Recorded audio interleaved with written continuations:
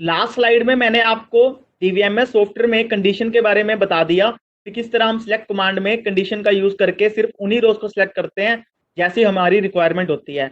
अब मैं थोड़ा सा इसके बारे में आगे करवा देता हूँ। सबसे पहले मैंने यहाँ पे लिखा हुआ है सिलेक्ट स्टार फ्रॉम स्टूडेंट। इसमें क्या होगा, इसमें आपका जितना भी स्टूडेंट टेबल है सभी रिकॉर्ड्स और सारे के सारे आपको एट्रीब्यूट्स नजर आ जाएंगे।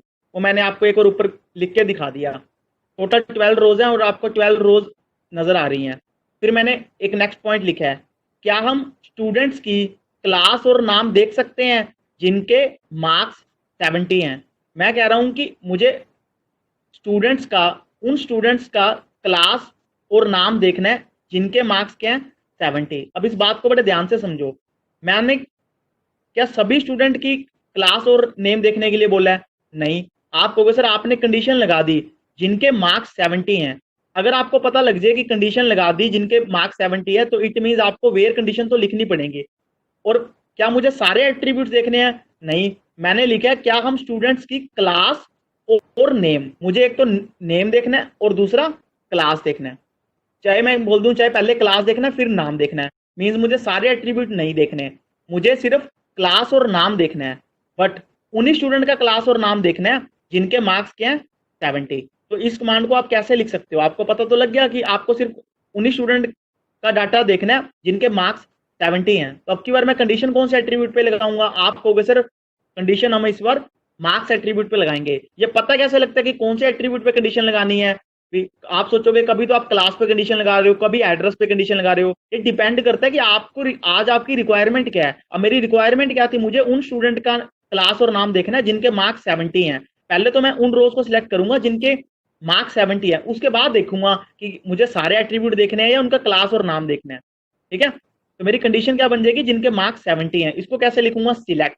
सिलेक्ट के बाद आप लिखते हो कि आपको कौन कौन से एट्रीब्यूट डिस्प्ले करने हैं। मैंने आपको मेंशन कर दिया कि हमें स्टूडेंट की सिर्फ क्लास और नाम डिस्प्ले करना है, तो मैंने लिख दिया क्लास कोमा नाम, और टेबल का नाम आपका फ्रॉम स्टूडेंट आ जाएगा। कंडीशन क्या है, मेन चीज कंडीशन है मार्क्स क्या होने चाहिए 70। तो इसके लिए मैं क्या लिखूंगा, वेयर मार्क्स इक्वल 70। तो ये कमांड कैसे चलेगी, कंप्यूटर सबसे पहले सिलेक्ट में जाएगा, वो स्टूडेंट टेबल में चला जाएगा। स्टूडेंट टेबल में जाने के बाद वो देखेगा आपने तो वेयर कंडीशन लगा रखी है और कौन से एट्रीब्यूट पे लगाई है, मार्क्स पे, वो मार्क्स में चला जाएगा। और आपने क्या कंडीशन लगाई है कि मार्क्स 70 होने चाहिए।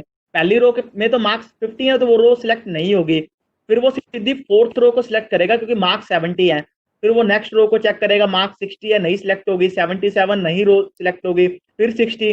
फिर उसके बाद अमित का उसको रिकॉर्ड मिल गया जिसके मार्क्स 70 हैं, उसके आगे वो चेक करेगा कोई रो नहीं मिली, मीन्स उसको टोटल 2 रोज मिल गई जिनके मार्क्स 70 है। ये दोनों की दोनों रोज सिलेक्ट हो चुकी हैं, अभी डिस्प्ले नहीं हुई। फिर कंप्यूटर चेक करेगा सिलेक्ट के बाद आपने क्या डिस्प्ले करने के लिए बोला है। आपने स्टार तो लिखा नहीं, आपने सिर्फ क्लास और नाम बोला है, तो वो आपको पहले क्लास 12 और रोहन डिस्प्ले कर देगा, फिर 10 और अमित डिस्प्ले कर देगा। अब आपको ना तो वो रोल नंबर डिस्प्ले करेगा, ना एड्रेस डिस्प्ले करेगा, ना मार्क्स डिस्प्ले करेगा।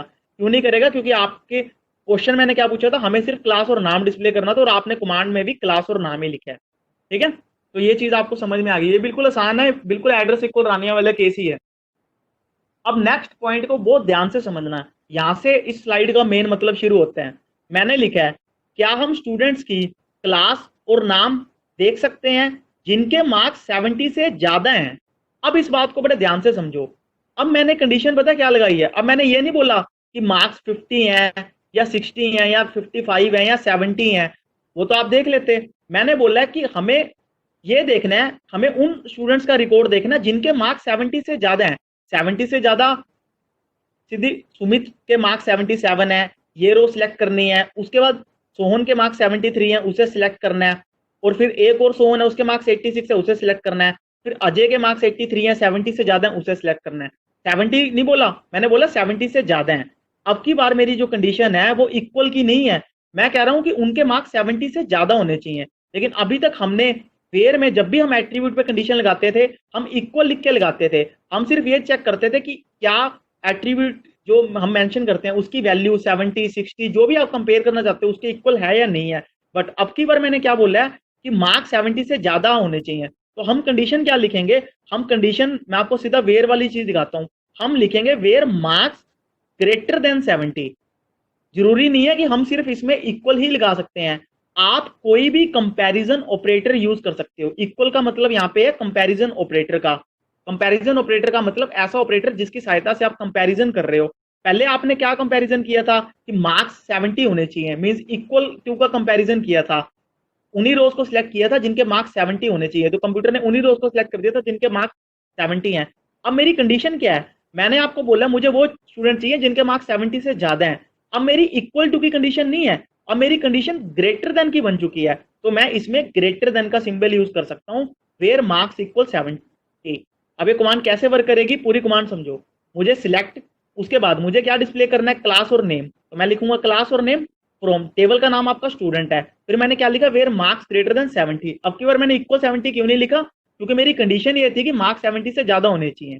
तो कमांड कैसे वर्क करेगा, कंप्यूटर फ्रॉम के बाद स्टूडेंट में चला जाएगा, स्टूडेंट में जाने के बाद वो वेयर देखेगा, वेयर के बाद वो देखेगा आपने कौन से एट्रीब्यूट पे कंडीशन लगाई है, आपने मार्क्स पे कंडीशन लगाई है, फिर कंप्यूटर चेक करेगा कंडीशन एक्चुअल लगाई क्या, आपने लिखा है मार्क्स ग्रेटर देन 70, कंप्यूटर समझेगा उन रोज को सिलेक्ट करना है जिनके मार्क्स 70 से ज्यादा हैं।